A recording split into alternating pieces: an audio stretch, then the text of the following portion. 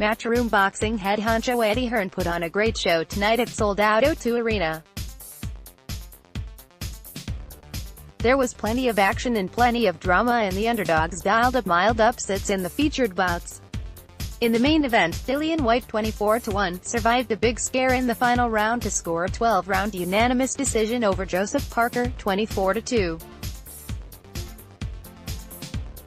The presumption going in was that Parker would win if the fight went the distance because he had the faster hands and was the better boxer, but those that dissented believed that Whyte would eventually wear him down because he was the bigger man and his punches carried more clout. The pro-Whyte faction had the right idea. Whyte had the best of it in rounds 7 through 10 and looked to be somewhat less tired entering the home stretch. But Parker got a second wind, rocking Whyte with a big uppercut near the end of round 11 and then decking Whyte with a harsh right hand with 30 seconds to go in the final round. Whyte made it to his feet and held on to the final bell. This was the third knockdown of the fight. The Kiwi hit the deck in round 2. Replays showed that the knockdown resulted from an accidental clash of heads, but it went into the books as a knockdown nonetheless. In round 9, Whyte floored Parker with a big left hook. That gave him a lead that proved insurmountable. In the final tally, the body snatcher prevailed by scores of 113-112, 115-110, and 114-111. With the victory, Whyte may have earned a rematch with Anthony Joshua, leapfrogging Deontay Wilder in the pecking order. That's assuming, of course, that Joshua gets past Alexander Povetkin in September. Heading into the match, Joseph Parker told reporters, "I could easily have gone and fought a guy that I was sure to beat, but what's the point in that? Tonight he incurred a second straight defeat but redeemed himself after a tepid showing against Joshua." Parker's corner complained about Whyte's roughhouse tactics throughout the fight, planting the seeds for an eventual rematch. Other bouts. Is there any fighter more erratic than Derek Chisora? In December of 2016, Del Boy engaged in a humdinger of a fight with Dillian Whyte, a strong fight of the year candidate. More recently he lost a snoozer to unheralded Agat Kabayel. So the big question tonight when he faced Carlos Takam was which Derek Chisora would show up. To the delight of the crowd, Chisora brought back memories of his stirring battle with Whyte. Fighting in frequent patches with his back against the ropes, the Zimbabwe-born Londoner absorbed a great deal of punishment, but he stayed the course and would eventually cave in Takam in the 8th stanza. A body shot put Takam on the deck. A booming right hand over the top brought the bout to a conclusion.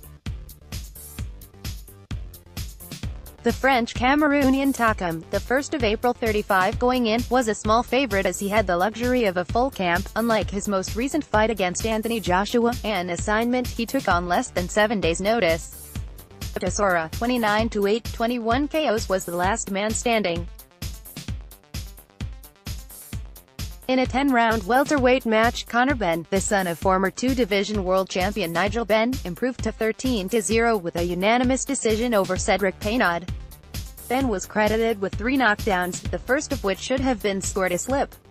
The scores were 98-90, 97-90, and 98-91. Paynaud, 6-6-3, slipped to .500. But he is better than his record. This was a rematch.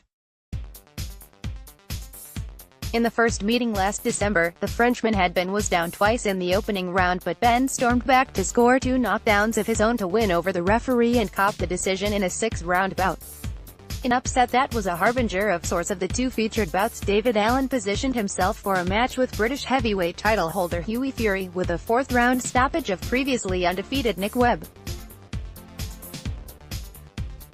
Outboxed in the first 3 rounds, Allen, the 2nd of April 14, 11 KOs, turned the tide in round 4 with an overhand right that hurt Webb, and then he finished him off with a punch of the same description.